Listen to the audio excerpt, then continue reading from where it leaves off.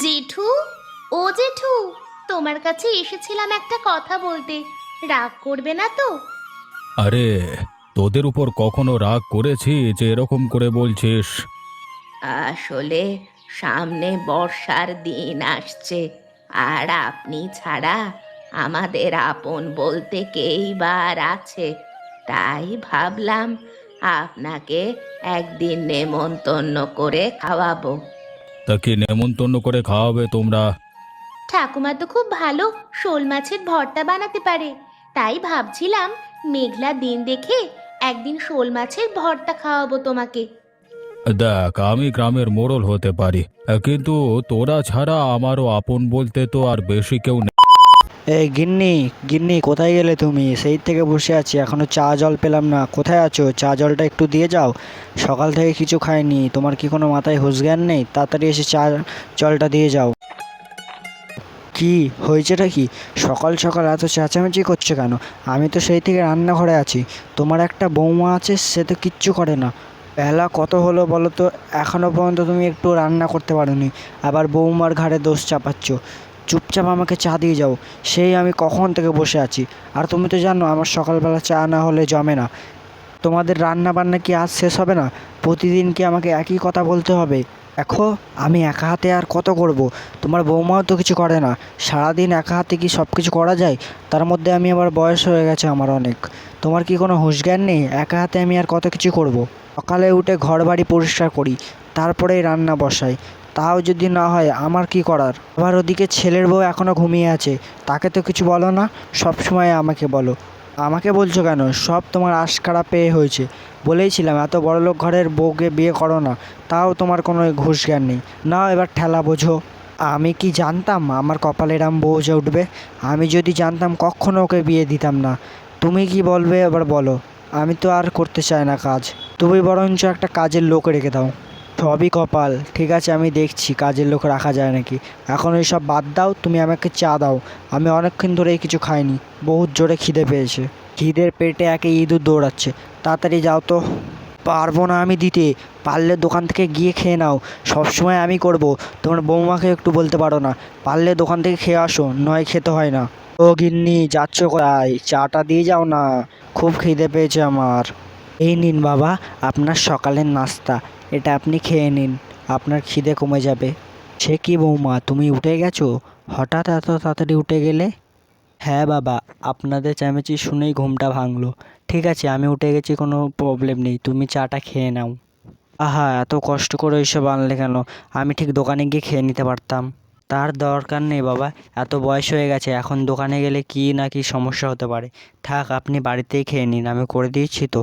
যা লাগবে আমাকে বলবেন, আমি আছি তো। ঠিক আছে মা, তুমি আছো বলে এখনও ঠিক আছি। ঠিক আছে, আমার যা লাগবে আমি তোমাকে বলবো, ঠিক আছে বৌমা? জয়া, আমি জয়া, আমি একটু বের হচ্ছি, ফিরতে একটু দুপুর হবে। তুমি বাবাকে সব খাবার টাবার দিয়ে দেবে, ঠিক আছে? আর তোমরা সবাই খেয়ে নেবে। সে কি, তুমি সাত সকালে কোথায় যাচ্ছ? তুমি তো এখনো কিছু মুখেও দাওনি। এখন কোথাও যেতে হয় না, তুমি বাড়িতে আগে খাবে তারপরে বেরোবে। আরে না না, আমাকে আড়তে যেতে হবে, ওখানে গিয়ে আমি খেয়ে নেবো, ঠিক আছে? একটা ছাতা নিয়ে যা আজকে, যা রোদ উঠেছে, হাঁটতে চলতে অসুবিধা হবে। আরে বাবা, ওইসব লাগবে না, কোথায় না কোথায় হারিয়ে ফেলবো, তখন আবার আরও সমস্যা হবে। থাক, আমি এমনি চলে যেতে পারবো।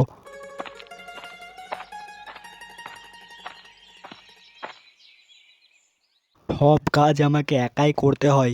একটা বৌমাও এনেছি, যে কোনো কাজের নয়, সব সময় ঘরে ঘুমিয়ে থাকবে। যদি রান্নাঘরে এসে দেখতো যে আমি কাজ করছি, তাহলেও আমার একটু খুশি লাগতো। সারা দিন ঘরে বসে থাকবে। কি বলবো এই বৌমাকে? বললে আবার বাপের বাড়ি চলে যাব সব সময় বলে। এখন আমার কিচ্ছু করার উপায় নেই। আমারই দোষ ওই বড় বড় লোক বাড়িতে বিয়ে দেওয়া। আহ, আপনি কি করছেন? সে কি বৌমা, তুমি? তা কি হঠাৎ এই রান্নাঘরে আসলে? আগুনের আঁচে তোমার গায়ের রং চটে যাবে, শীঘ্রই ঘরে যাও। আপনাকে দেখতে এলাম মা, না হলে তো আবার বলবেন বড়লোক ঘরের মেয়ে, কিছুই করে না, তাই জন্য আপনাকে দেখতে আসলাম। না না বৌমা, আমি কখনো এসব বলবো? তুমি তো শহরের, তুমি কখনো এসব কাজ করেছো যে আমি তোমাকে বলবো? যাও, এক কাজ করো, ঘরে গিয়ে পাখার নিচে বসো। কিন্তু সেটা তো পাড়াপড়শি বোঝে না মা, আপনিও কিছু বোঝেন। শুধু বলে যে আমি নাকি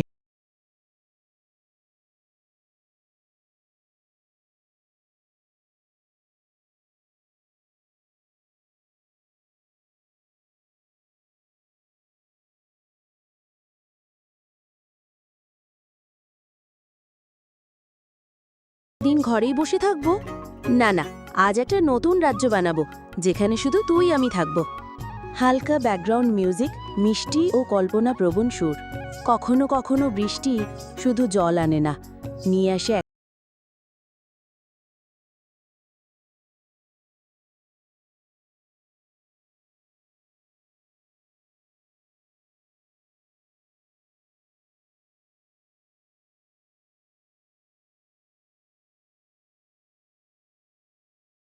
হারিয়ে যায় পুতুল বাবু। না, বাবু কোথায়? আমি তোকে ফেলবো না, তুই আমার সবচেয়ে আপন। তিতলি কাদার মধ্যে পুতুলটা খুঁজে পায়, কোলে তুলে নেয়। সে ভিজে গেছে। তুই তো শুধু পুতুল না, তুই আমার স্বপ্ন। তিতলি ঘরে এসে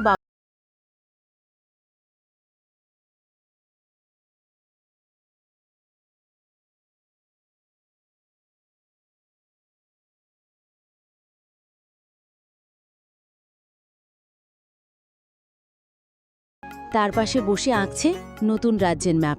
তিতলির চোখ বন্ধ। দর্শক ঢুকে যায় তিতলির কল্পনার জগতে। দেখানো হয় বিশাল চকলেট নদী, রামধনু দিয়ে তৈরি ব্রিজ, ফুলের পাহাড়। সেখানে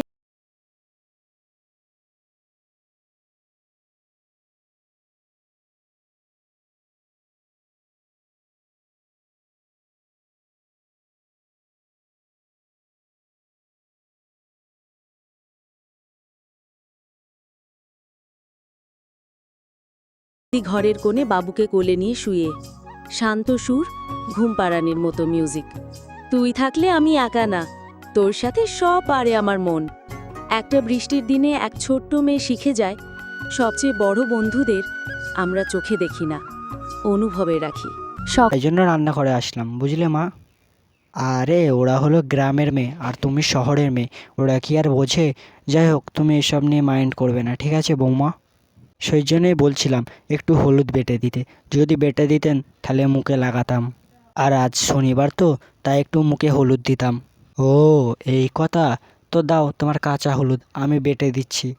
এই নিন মা, আর মিহি করে বাটবেন কেমন, যেন মুখের সাথে লেগে থাকে। যতই ধুই না কেন তাও যেন না ওঠে। যে আমার জানা আছে তুমি কেমন হলুদ পছন্দ করো। ঠিক আছে বৌমা, তুমি এখন যাও। বাবা, সারা সংসারে কাজ করে এইমাত্র একটু রেস্ট পেলাম, এখন একটু রেস্ট নিই বাবা।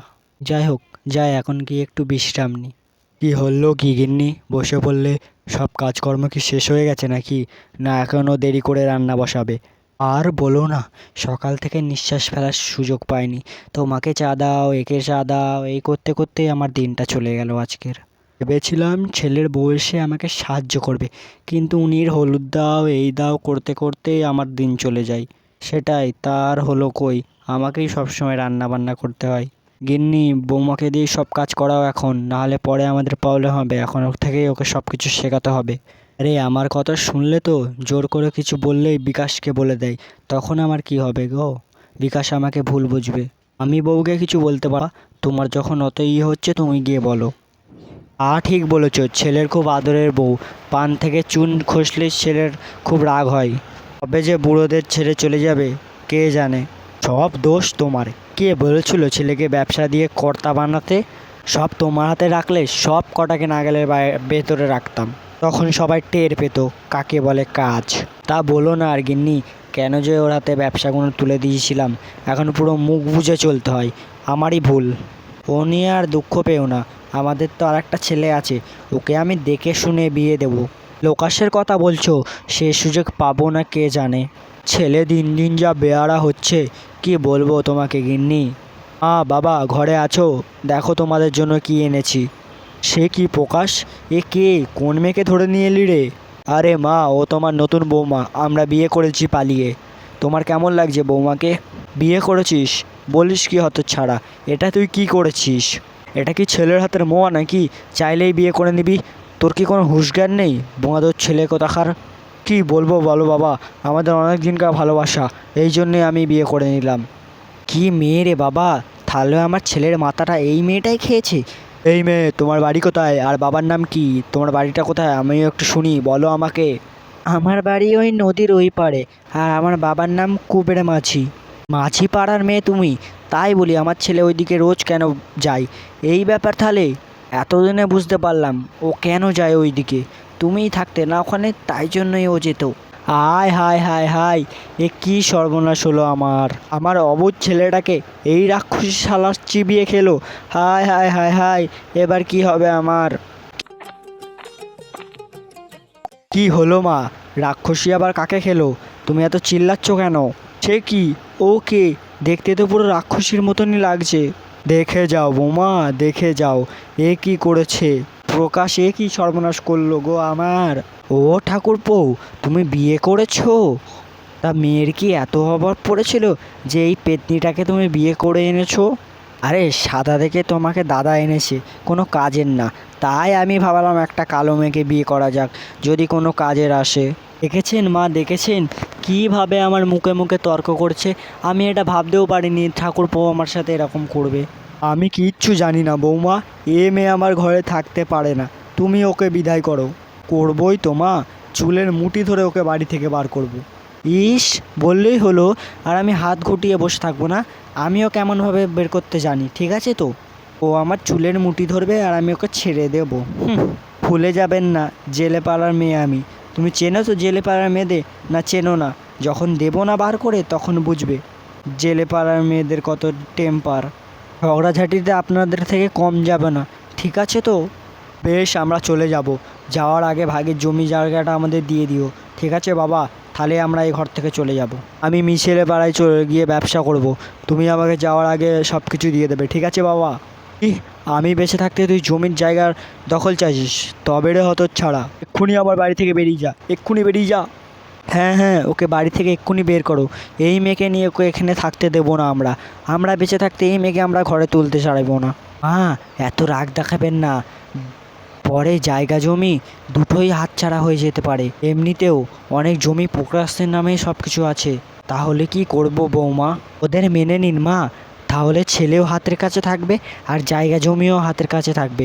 তুমি এক কাজ করো, এই বিয়েটা মেনে নিন, আর বিনামূল্যে একটা কাজের লোকও পাবে, এটাই ভালো হবে। ঠিক আছে, তুমি যখন বলছো তাহলে বিয়েটা মেনেই নি, কেমন বৌমা? তবে শোনো মেয়ে, এই বাড়িতে থাকতে গেলে সবার মন জয় করতে হবে, আর কারোর কথা অবাধ্য করলে, ঠিক আছে? নিশ্চয়ই মা, আমি আপনাদের সব কাজ করে দেব, আমি একদম সব কাজ করে দিতে পারবো। সে নিয়ে আপনি কোনো চিন্তা করবেন না, আমি এসেছি মানে সব কাজ করে দেব। তোমার বড় বৌমার মতন নাকি যে কিচ্ছু করব না, সারাদিন ঘরে বসে থাকবো? বেশ, ওইসব বাদ দাও বৌমা, তুমি এখন ঘরে বরণ করে ওঠো, ঠিক আছে? আমার আর এখন কিচ্ছু বলবার নেই। দেখলে বৌমা, ছেলেটা আমাকে কিভাবে ফাঁকি দিল। আমি ভাবতেও পারিনি এরকমভাবে ফাঁকি দেবে। তোমার কথা শুনে আমি বৌমাকে ঘরে তুললাম। আমি ভেবেছিলাম প্রকাশকে বিয়ে দিয়ে মনের মতন একটা বৌমা আনবো, কিন্তু সেটা আর আমার কপালে জুটলো না। এত মন খারাপ করবেন না মা, এখনও তো সময় পেরিয়ে যায়নি, আমরা আবার প্রকাশের বিয়ে দেবো। আপনি কোনো চিন্তা করবেন না, আমি যতদিন আছি আবার প্রকাশের বিয়ে দেবো, ঠিক আছে মা? কিভাবে দেবে বৌমা? ছেলের কাঁধে যে এই রাক্ষসী বসে আছে, ওকে যতদিন না আমরা তাড়াতে পারবো না ততদিন না আমরা প্রকাশের বিয়ে দিতেই পারবো না। সে বুদ্ধি আছে আমার কাছে, এমন কাজ করাবো না ওকে দিয়ে, তখনই ও বুঝবে, একা একাই বাড়ি থেকে বেরিয়ে চলে যাবে। আজ থেকে ওকে দিয়ে মা সংসারের সব কাজ করান, তাহলেই ও ঘর থেকে এমনিই পালিয়ে যাবে। ঠিক বলেছো বৌমা, আজ থেকে আমি আর রান্নাঘরে যাবই না, ওকে দিয়েই সব কাজ করাবো। দাঁড়াও, এক্ষুনি ওকে কাজ দিচ্ছি। বৌমা, ও বৌমা, ছোট বৌমা, একবার এদিকে আসো তো। যাও বৌমা, আজকে তুমি রান্না করতে বসে পড়ো। সে আপনাকে বলতে হবে না মা, আপনার দেরি হচ্ছে বলে আমি গিয়ে ভাত বসিয়ে দিয়েছি। এখন আর ভাতটা হলেই হয়ে যাবে, তরকারি আগেই হয়ে গেছে, বুঝলেন মা? বেশ, কাজের কাজ করেছো, এখন যাও, আমার কটা কাপড় আছে কাপড়গুলো ধুয়ে দাও, তাহলেই তোমার কাজ শেষ হবে। আজকে কাপড় ভেজালে শুকাবেন না, তাই বলছি আজকে আর কাপড়গুলো কাচবো না। এমনিতেও দেখো বাইরে কত মেঘলা করেছে। তোমায় অত দেখতে হবে না, ও যা বলেছে তাই করে দাও। আমি বলেছিলাম না বিয়ের দিনকেই কারোর কথা অমান্য করলে হবে না। তুমি চুপচাপ ও যা বলেছে তাই করো, ঠিক আছে তো বৌমা? আর হ্যাঁ, সময় মতো আমার ভাত চাই কিন্তু, তখন পরে বলবে না যে ভাত এখনও হয়নি। আমার কিন্তু কথার অবাধ্য করলে হবে না, আমি আগেই বলে দিলাম। আর খেয়ে আমার আবার ভাতের ওষুধ খেতে হবে, ঠিক আছে তো? ঠিক আছে মা, আপনি সময় মতনই ভাত পাবে। আর দিদি, আমি তোমার সব কাপড় ধুয়ে দিচ্ছি, ঠিক আছে? তুমি কোনো চিন্তা করবেন না। বন্ধুরা, পার্ট 2 দেখার জন্য কমেন্ট করো। আর হ্যাঁ, ভিডিওটা কেমন লাগলো বলে যান, আর লাইক করতে ভুলবেন না। আজকের মতন বাই বাই। কাল একটি পুরনো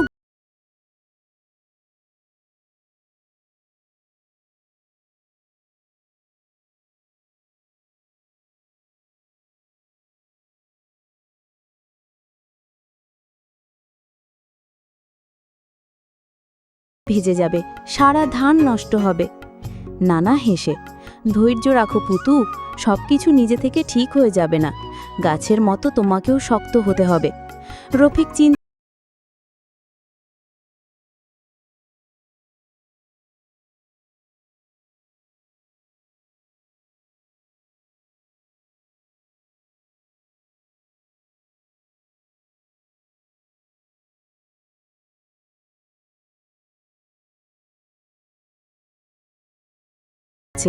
রফিকের পা কাদামাটিতে ডুবে যাচ্ছে। ধান কাটার জন্য হাতে কোটা মানে কাঁচি নিয়ে সে যতটুকু পারছে ততটুকু ধান কাটছে। রফিক, নানা, মা বলেছে যদি এই বৃষ্টির মধ্যে ধান না কাটতে পারি তাহলে পুরো ফসল নষ্ট হয়ে যাবে। নানা শান্ত গলায়, এটা আমাদের নিয়তি পুতু, এই মাটির কাজ যত কঠিন ততই মিষ্টি।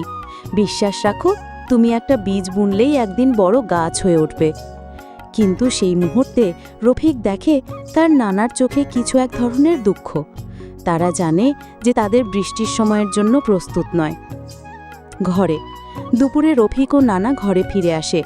কুঁড়ে ঘরের দরজা বন্ধ, বাতির আলো নিভু নিভু। মা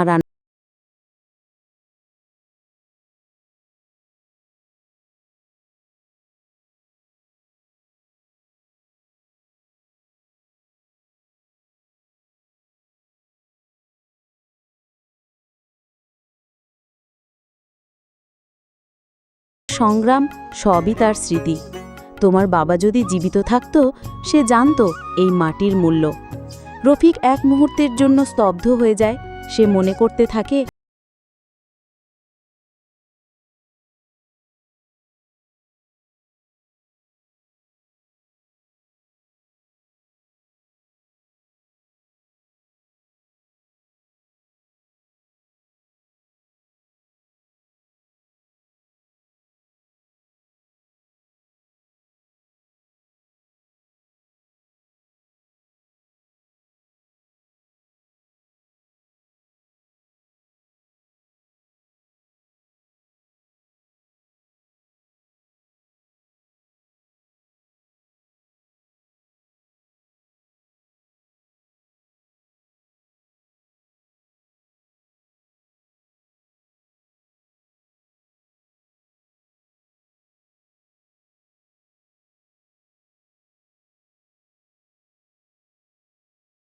শুধু ধান নয়, একটা স্বপ্নও আছে।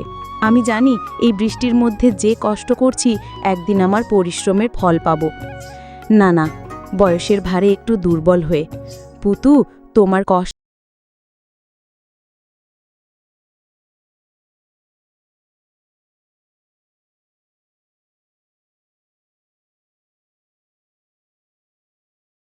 পায়। রফিক তার মা নানাকে নিয়ে গাছের নিচে দাঁড়িয়ে স্বপ্নের কথা বলে। রফিক হাসতে হাসতে, আমরা যদি একসাথে থাকি আমাদের স্বপ্ন একদিন সত্যি হবে। সিন শেষ হয়। গাছের দিকে জুম করা হয়, যা একদিকে একটা ছোট্ট ধান গাছ আর অন্যদিকে তার স্বপ্নের প্রতীক হয়ে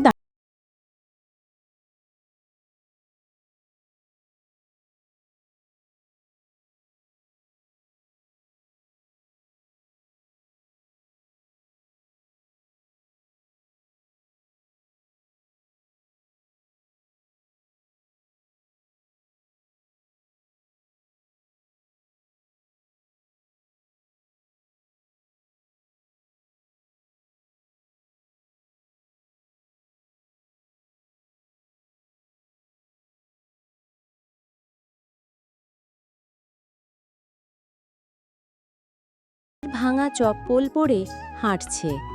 আবুল মনে মনে, আজ কিছু বাড়তি আয় করতেই হবে। মুন্নার ওই পেন্সিল তো একটা স্বপ্নের শুরু। একজন